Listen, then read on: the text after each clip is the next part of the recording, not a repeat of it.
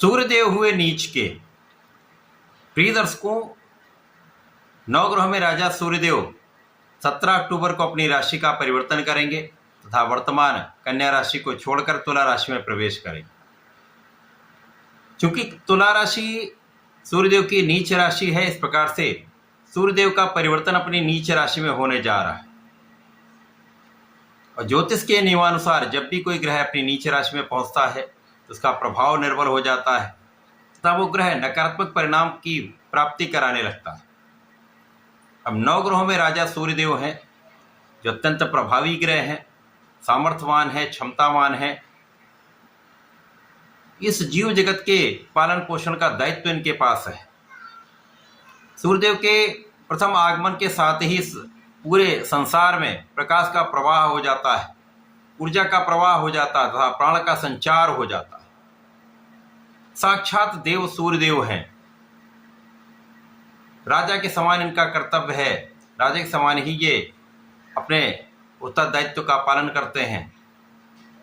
पिता के कारक सूर्यदेव हैं, आत्मबल के कारक सूर्यदेव हैं, शासन प्रशासन प्रशासनिक सेवाओं के कारक सूर्यदेव हैं, सरकारी नौकरी तथा राजनीति के कारक भी सूर्यदेव हैं। अत्यंत महत्वपूर्ण ग्रह सूर्यदेव जब नीच राशि में जाएंगे तो किस प्रकार का परिणाम देने जा रहे हैं। जय श्री गणेश, नमस्कार। मैं आचार्य संजय द्विवेदी। मेरे समस्त प्रबुद्ध दर्शकों का मेरे चैनल पर हार्दिक स्वागत है। प्रिय दर्शकों, आज मैं तुला राशि के लिए सूर्यदेव के राशि परिवर्तन का, सूर्य के राशि परिवर्तन से बनने वाले योग का, नीच राशि में प्रवेश के पश्चात प्राप्त होने वाले परिणामों का किस प्रकार का प्रभाव आप पर पड़ने वाला है, इस समय में आपको कुछ लाभ मिलेंगे अथवा समस्या होगी, समस्या है तो उसका क्या निराकरण, संपूर्ण विश्लेषण मैं पूर्ण तर्क के साथ करने जा रहा हूं। प्रिय दर्शकों, इस राशिफल को आप अपने लग्न तथा राशि दोनों के अनुसार देख सकते हैं। तुला राशि में ही सूर्यदेव का ये गोचर आरंभ हो रहा है। तुला राशि के स्वामी शुक्राचार्य हैं, जो कि वर्तमान समय में सूर्यदेव की राशि में है। 9 अक्टूबर से ये परिवर्तन करके कन्या राशि में जाएंगे, जहां पर ये अपनी नीच राशि में होंगे, परंतु इनका नीचत्व भंग होगा। इसी प्रकार से सूर्य के इस गोचर काल में भी सूर्य का नीचत्व भंग हो जाएगा। कुछ स्थितियां नकारात्मक भी प्राप्त होंगी, परंतु जैसे जैसे ये गोचर आगे बढ़ेगा सूर्य का नीचत्व भंग होगा, जिससे कुछ विशिष्ट परिणामों की प्राप्ति भी होगी। तुला राशि के लग्न में सूर्यदेव का गोचर आरंभ होगा, जहां पर पहले से ही बुध तथा मंगल का गोचर चल रहा है। इस प्रकार से लग्न में ही त्रिग्रही योग बन जाएगा। अब शुक्राचार्य की राशि तुला राशि के लिए बुध भी अत्यंत कारक हैं, भाग्य के स्वामी हैं। मंगल सप्तमेश है तथा धनेश है, जिसके कारण ये अत्यंत महत्वपूर्ण परिवर्तन भी है और ये महायोग बन रहा, जो त्रिग्रही योग का निर्माण कर रहा है। यद्यपि सूर्यदेव यहाँ पर नीच के होंगे, प्रारंभिक समय में कुछ समस्या होगी कि जब आपके अंदर उतना अच्छा कॉन्फिडेंस नहीं होगा, परंतु यहाँ पर आपके अंदर पराक्रम बढ़ेगा। सूर्य मंगल का प्रभाव आपको परिश्रमी बनाने वाला है और इसी प्रकार से सूर्य बुध का योग आपके बुद्धि बल को श्रेष्ठ करने वाला है, आपकी क्षमता में वृद्धि करने वाला है। यहाँ पर पिता का साथ उतना प्रारंभ में नहीं मिलेगा, किसी भी कारण से हो सकता है। आपसी प्रेम होगा परंतु उतना साथ नहीं मिल पाएगा, परंतु जैसे जैसे ही गोचर आगे बढ़ेगा पिता का सहयोग भी मिलेगा। सत्ता से संपूर्ण लाभ, संपूर्ण सहयोग तथा शासन प्रशासन से एक अच्छी स्थिति की प्राप्ति हो रही। अब लाभेश सूर्यदेव हैं, लाभ के स्वामी होकर लग्न में गोचर करेंगे तो लाभ तो यहाँ पर आपका बढ़ेगा। जैसे स्थितियां संतुलित हो जाएंगी, शुक्राचार्य भी राशि परिवर्तन करके एक अच्छी स्थिति में पहुंच जाएंगे तथा एक प्रबल राजयोग का निर्माण हो जाएगा, रवि शुक्र योग बनेगा। इस प्रकार से लग्न अत्यंत प्रबल होने लगेगी, जिसके कारण आपका प्रभाव भी बढ़ेगा, आपका व्यक्तित्व का प्रभाव समस्त लोगों पर प्राप्त होगा। आप आकर्षक भी होंगे, आप सौंदर्यवान भी होंगे तथा आपके अंदर नेतृत्व की क्षमता पहले से कई गुना बढ़ जाएगी। आपका कॉन्फिडेंस बहुत अच्छा होने लगेगा और जब आपका कॉन्फिडेंस अच्छा होता है और आपके नेतृत्व की क्षमता अच्छी होती है तो आप किसी भी कार्य क्षेत्र में हो वहां पर आप लीड करते हैं, वहां पर नेतृत्व आप करते हैं। यहां पर धन वृद्धि के अवसर आपको प्राप्त होंगे।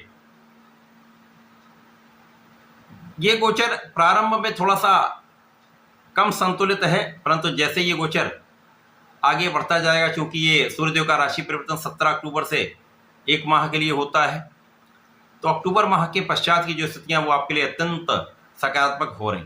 लगभग 15-16 दिन आपके लिए थोड़ा सा कम अच्छा है, उसके पश्चात का समय आपके लिए बहुत अच्छा प्रभाव देने वाला। जब आपके वाणी का भाव भी अच्छा रहेगा, आपके परिवार का साथ भी मिलेगा, पारिवारिक भाव में वृद्धि होगी तथा धन का विशेष लाभ आपको प्राप्त होगा। जीवन साथी के साथ सामंजस्य भी आपका अच्छा रहने वाला है, एक अच्छा कोऑर्डिनेशन रहेगा, आपसी प्रेम में वृद्धि होगी तथा साझेदारी में यदि आप कुछ कार्य करते हैं, व्यापार करते हैं, किसी प्रोफेशन में हैं, तो यहाँ पर लाभ की स्थिति पहले से कहीं अच्छी होने वाली। व्यापारिक भाव में वृद्धि का अवसर मिलेगा, नए कॉन्ट्रैक्ट आपको प्राप्त होंगे, व्यापार में प्रगति का संपूर्ण योग दिख रहा है। इस समय में जो स्थितियां बन रही उसमें आपका स्वास्थ्य का भाव भी अच्छा रहने वाला, स्वास्थ्य समस्याएं कम हो जाएंगी। आप जब स्वस्थ होते हैं, मानसिक रूप से आप बलवान होते हैं, शारीरिक रूप से आप प्रबल होते हैं, तो आप अपना संपूर्ण परिश्रम करते हैं, आप सही दिशा में प्रयास करते हैं, तो सफलता ना मिले ऐसा हो नहीं सकता, ऐसी संभावनाएं बहुत कम होती।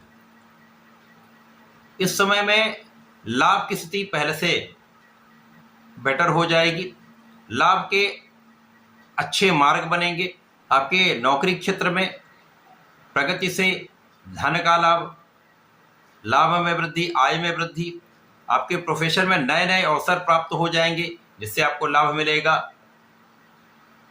व्यापारिक भाव प्रबल होगा, विस्तार होगा जिससे आपको लाभ की प्राप्ति हो जाएगी। कहीं न कहीं से साझेदारी में अच्छा लाभ मिल जाएगा, जीवन साथी से भी आपको लाभ की प्राप्ति का योग बन रहा है। तो ये सूर्य का राशि परिवर्तन प्रारंभिक समय में आपको कुछ अहंकारी बना सकता है, क्रोध की मात्रा में वृद्धि कर सकता है, आपका परिश्रम उतना लाभ नहीं देगा। प्रारंभ में आप सही नेतृत्व तो नहीं कर पाएंगे, कहीं ना कहीं आपका कॉन्फिडेंस उतना अच्छा नहीं होगा, परंतु जब ये गोचर आगे बढ़ेगा, 10-15 दिन बीत जाएंगे, उसके पश्चात जो स्थितियां बन रही उसमें आपकी स्थिति प्रबल होने लगेगी, आपकी मानसिक दृढ़ता बढ़ जाएगी, आपका कॉन्फिडेंस लेवल बहुत अच्छा हो जाएगा तथा आपका परिश्रम सही दिशा में लगने लगेगा, जिसका प्रभाव आपके कार्यक्षेत्र पर अत्यंत सकारात्मक प्राप्त होने वाला है। इस पूरे समय को उपयोगी बनाने के लिए सूर्यदेव को जल देना चाहिए तथा भगवान शिव पर जलार्चन करके नमः शिवाय का जप करना चाहिए। यदि पंचामृत से अभिषेक करें तो विशेष लाभ आपको प्राप्त होंगे। तो ऐसा करके इसका लाभ लें। धन्यवाद, नमस्कार।